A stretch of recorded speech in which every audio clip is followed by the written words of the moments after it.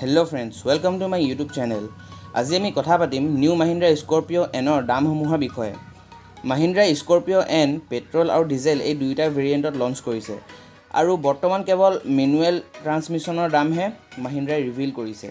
Automatic ভেৰিয়েণ্টৰ দাম Mahindra অলপ দিনৰ পাছতহে ৰিভিল কৰিব। Mahindra Scorpio N খন বহুত এগ্ৰেছিভ প্ৰাইজত লঞ্চ কৰিছে। আপোনালোকে দেখিছে যে পেট্ৰল ভেৰিয়েণ্টৰ Z2 অৰ্থাৎ বেছ মডেলখনৰ এক শ্বৰুম প্ৰাইচ 11,99,000 টকা আৰু ডিজেলৰ বেছ মডেলখনৰ দাম হ'ল 12,49,000 টকা।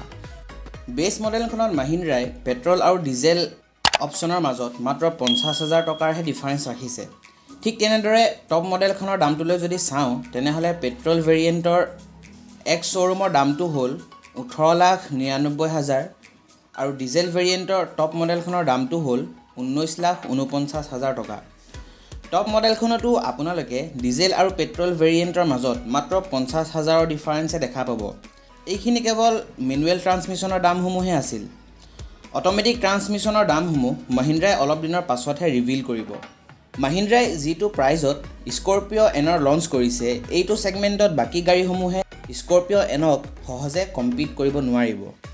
কাৰণ Scorpio N এখন প্ৰপাৰ মাস্কুলাৰ SUV যিখন 12 লাখ টকাৰ পৰা ষ্টাৰ্ট হৈছে।